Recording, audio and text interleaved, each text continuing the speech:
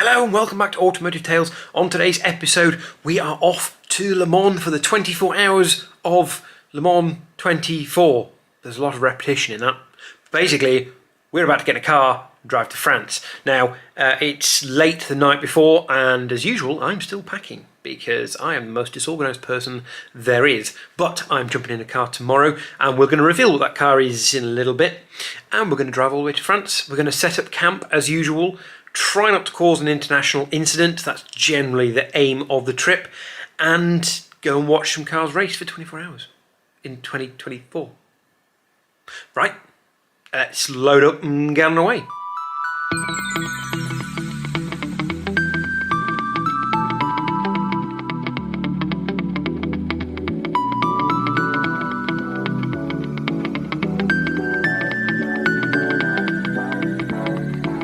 Hello and welcome back to Automotive Tales. So we are about to set off to Le Mans. My pickup is about half an hour away, so I'm going with my friend James in his 7 Series. More on that in a little bit. But before I set off, I thought I'd just check in and give you a quick update on HQ 2.0. So as you can probably see behind me, we now have some doors.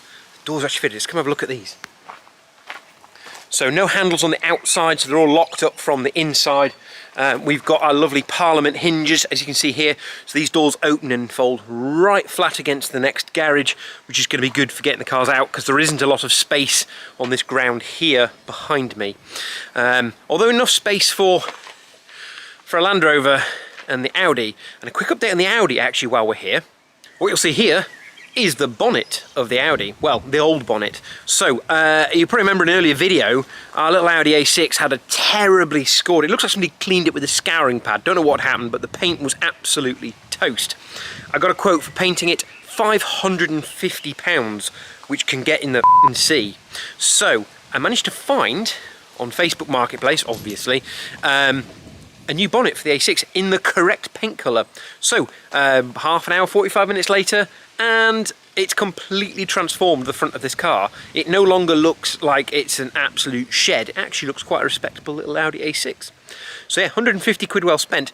And I did a little video on the how-to, because I thought it might be a useful thing to have on the channel for people. I don't normally do those sort of instructional videos, but I have got a few on the channel. I did a cam belt on an 850 T5 a while ago that's proved quite interesting to people, and some exhaust changes. So yeah, there's a little video going live shortly on the channel. Right, next stop is to get all of my crap into the back of a 7 Series, which hopefully won't be difficult this year, unlike packing a Boxster like we did a few years ago with all the camping gear. And then we're going to go and meet a van full of camping gear and some more people in other cars full of camping gear, and we're heading off to Circuit de la Sarthe. Woohoo! A few moments later. Rightio, it is time to pack up and head off to Le Mans, and we are travelling in style. Yes, those are bonnet flags, they are French flags, on a BMW 7 Series, no less. So let's go have a look at this stick-it up car for Le Mans. So we should be travelling first class this year. The man responsible for this epic way of travelling is Mr. James. Hi. Now, James is a man of class, and he knows that whenever you come to a gentleman's establishment, you always bring a bottle of something. And James knows about my fetish for Rolls-Royce and Bentley cars, so has bought me a bottle of mineral oil. So you might remember about 2 years ago, we were in a predicament where at almost exactly this time in June, I was sitting in a service station somewhere in Leicester, having travelled less than 8 miles before the Bentley failed to proceed, and we had to very quickly go and get the Rolls-Royce. As is always with the Bentley, we can pass everything but a fuel station. However, we're not in the fuel station for petrol this soon on the journey. So you'll notice that the boot and the bonnet are both open.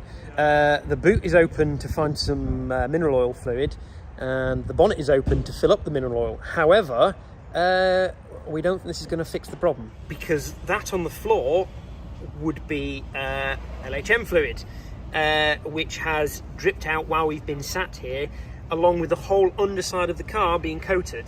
It would appear that while we were driving along, when we hit a bump, the excess pressure in the system, which is shared between the suspension and the brakes, has burst a line, which meant not only did the back end of the car go down, like this, we now have a low riding Bentley, but also we have no brakes.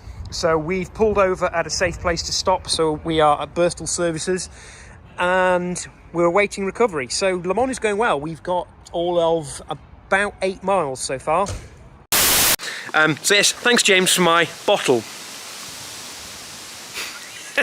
So being as this is an executive car and I'm supposed to be travelling in the back, well, you know what they say, a vehicle says a lot about who you are. Well, currently it says I'm an asshole. What? James? Was this intentional? So as you'll see, the car is stickered up, but we have learned an object lesson in size matters. So when you're measuring something, check whether you're ordering in centimetres or inches. You know it's serious when a van turns up with Steve McQueen on. The problem is this is a very good complicated example.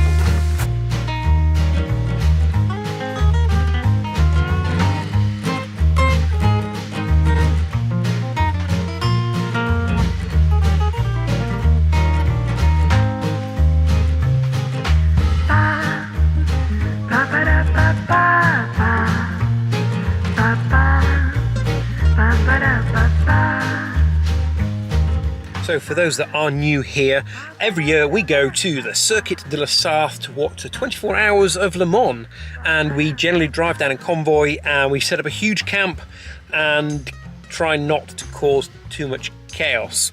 So that's what we're doing. We've now loaded the van, as you've probably just seen.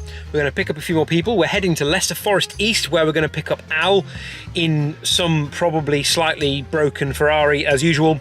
And then next stop will be somewhere down south. We're going to stay overnight just outside Le Shuttle port, whatever you want to call it. Station, I guess it is. And then in the morning, we're going to get a very early Le Shuttle over to France and then on to Le Mans. So we'll be there, hopefully in the campsite, early afternoon. Always check the car park, version 365. Pretty little Alpha. Here he is at long bloody last.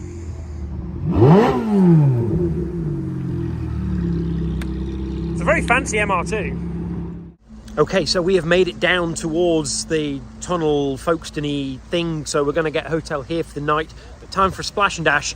But unfortunately, we're having to do nose to nose because there is only 2 diesel pumps, and somebody appears to have parked a car at the diesel pump, which is helpful. So filling up the Fezzer and filling up the first class car while somebody's making an awful lot of noise on a crotch rocket. Okay, it's Monday, it's been an early start, but we are on the tunnel, whatever you want to call it. So I've been chauffeured all the way in first class, and yeah, now we've just got to wait for the train to start.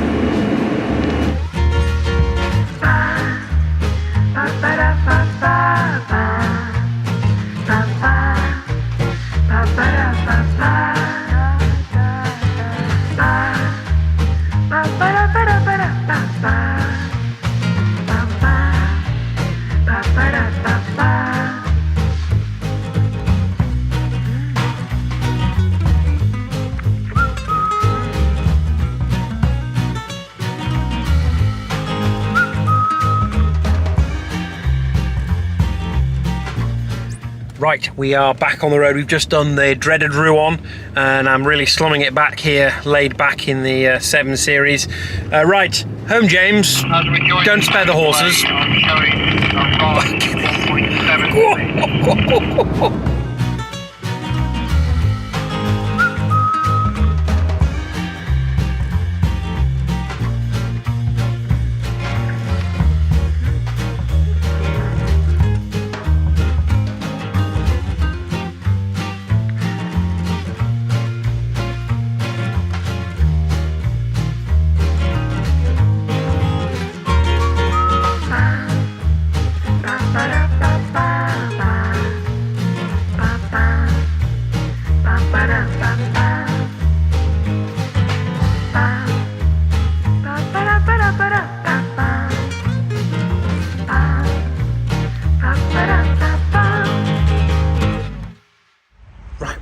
arrived at Tete Rouge, and that right there, that is the racetrack. That's how close we are, and here is our camp, slowly going together. So tents are up, or marquees up, some of the tents are going up. Next job is to get the power in, get the Sky set up, and then get the Starlink internet set up. Because, you know, we like a few creature comforts when we go camping.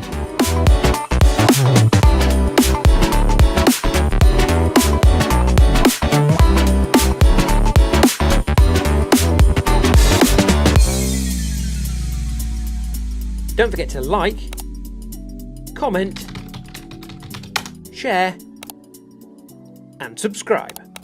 Thank you for watching.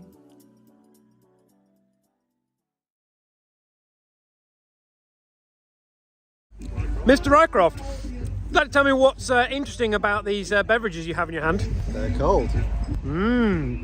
What side of the fence are you on? The right side of the fence. Excellent.